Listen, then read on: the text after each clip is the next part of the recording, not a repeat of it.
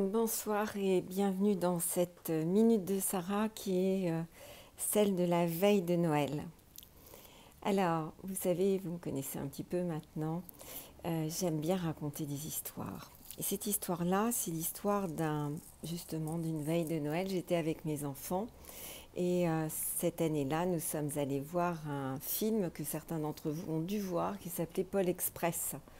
Et c'était un film d'animation qui racontait l'histoire d'un jeune garçon qui ne croit plus du tout en la magie de Noël et qui va se retrouver à monter dans un train mystérieux qui va l'emmener au pôle Nord, justement dans l'atelier du Père Noël. Et dans ce film, à un moment donné, le Père Noël va proposer à tous les enfants qui sont montés dans ce train mystérieux un cadeau. Et ce jeune garçon va choisir un carillon du traîneau du Père Noël. Et ce carillon, ces petits carillons qui étaient supposés être accrochés sur le traîneau du Père Noël, n'étaient entendables que des gens qui croyaient en la magie de Noël. Les autres n'entendaient pas le son. Alors c'est devenu une sorte de tradition avec mes enfants, c'est-à-dire que quand l'un de nous était pas très bien, en fait, ces carillons de Noël représentaient la magie de la vie, la magie de Noël, et d'ailleurs pour nous, après par extension, la magie du quotidien. Alors pourquoi je vous raconte cette histoire? Parce que tout à l'heure, j'ai reçu une femme que l'on va appeler Natacha. Ça n'est pas son nom. Je vais légèrement déformer le contexte de l'histoire pour qu'elle ne puisse pas être reconnaissable. Natacha ne vit pas à Paris, a pris un hôtel pour quelques jours parce que, me dit-elle, elle pleure depuis plusieurs jours. Elle se sent tellement abandonnée, tellement triste à l'arrivée de cette fête de Noël.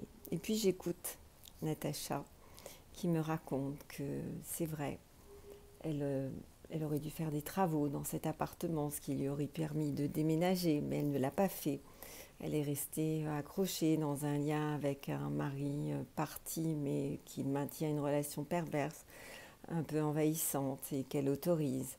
Et puis, elle me raconte comme ça des tas de choses où il ressort que Natacha a eu beaucoup de possibilités. La vie, en fait, a apporté beaucoup d'options qui lui permettaient de changer les choses, de modifier le cours du destin à plusieurs reprises. Et qu'à chaque fois, Natacha a dit non. Et elle m'explique qu'elle arrive à Paris et puis qu'un ex lui a proposé, la veille, l'a appelé au bureau, il lui a proposé de passer Noël avec elle. Et que là encore, elle n'a pas répondu. Et tout le travail que nous avons fait a été là-dessus, c'est-à-dire la vie nous propose beaucoup de cadeaux, beaucoup de possibles. Et souvent, j'observe que nous, vous, moi, nous refusons les cadeaux de la vie. Nous les refusons parce que nous n'osons pas, parce que nous avons peur, parce que c'est pas le moment, parce que. Et puis Natacha, au fur et à mesure de cette consultation, se calme. Et je lui dis, Natacha, est-ce que vous avez envisagé, par exemple, que cet homme pouvait avoir besoin de vous pour passer un très bon Noël?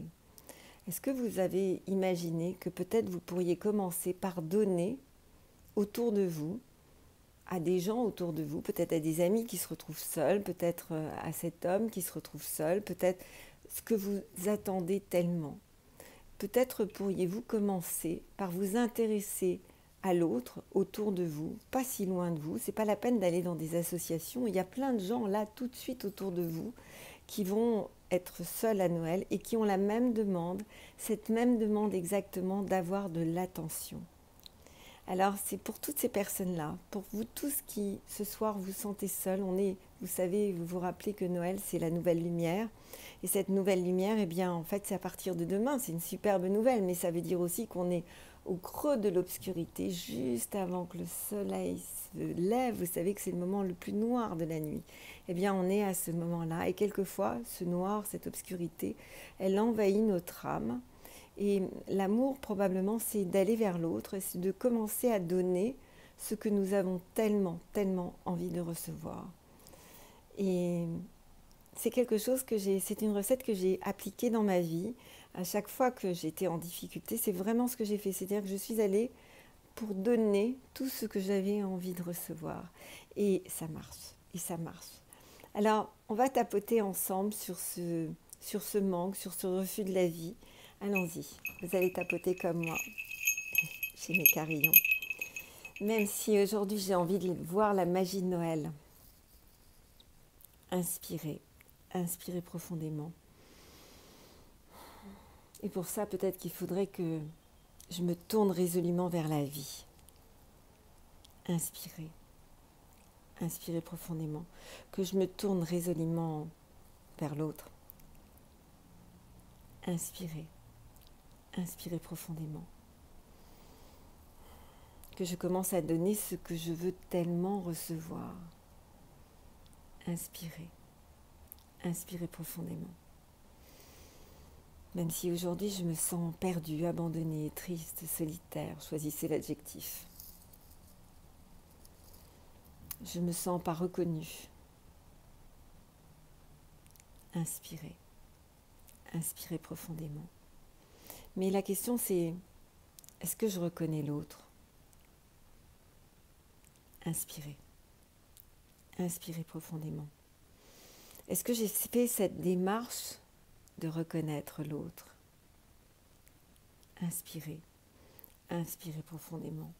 Ou est-ce que je me suis drapée dans ma solitude, comme Natacha ? Inspirez, inspirez profondément. Même si aujourd'hui je me sens seule, isolée, abandonnée,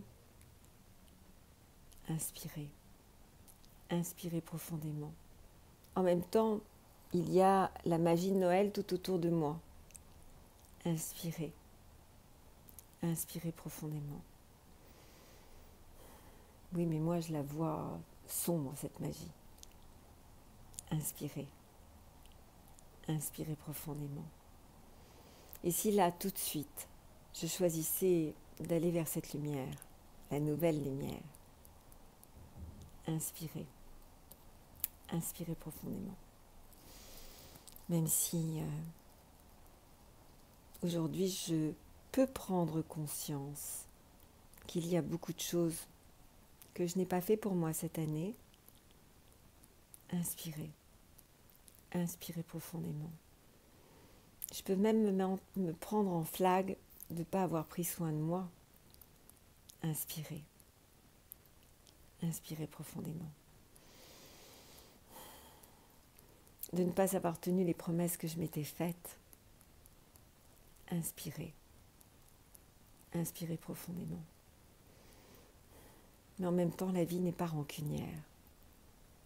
Inspirez, inspirez profondément. Alors si je me tournais résolument vers la vie, là, maintenant, tout de suite, inspirez, inspirez profondément. Si je me tournais vers les autres, inspirez, inspirez profondément. Alors probablement, la vie m'offrirait toutes ces merveilles et sont merveilleux. Inspirez, inspirez profondément. C'est ça comme ça, exactement. Alors, quand Natacha est repartie tout à l'heure, eh bien, elle était déterminée à passer ce Noël, peut-être avec cette personne qui était seule de son côté, peut-être aller écouter une chorale des chants de Noël qui auront lieu demain pour la messe de Noël, quelle que soit sa religion, d'ailleurs que je n'ai pas posé la question. Il y a quelque chose qui peut être magique dans ces chorales de Noël, dans une sorte d'élévation de l'âme. Il y a tant de possibles de trouver cette élévation de l'âme, tant d'autres possibles que d'être au fond de son lit et de pleurer, et de se plaindre, et de gémir sur soi-même, et que sur soi-même. J'ai aussi un petit message à tous les parents que nous sommes, que je suis, que vous êtes. Eh bien, nous avons un job, nous, en tant que parents. À partir du moment où nous avons des enfants, nous avons le job absolu, hommes et femmes, de proposer à nos enfants un modèle d'espoir, un modèle de foi, pas forcément dans le sens religieux, mais de quelqu'un qui va se relever, peu importe le nombre de fois où il tombe, eh bien, cette personne va se relever. Et quand vous êtes ce parent-là, alors à ce moment-là, vos enfants vous regardent émerveillés parce que ce qu'ils nous demandent, à nous parents, c'est qu'on leur propose un modèle où ils vont pouvoir y croire, où ils vont pouvoir mettre leurs petits pieds dans nos traces pour pouvoir avancer. Je vous souhaite un très joyeux Noël. À très vite.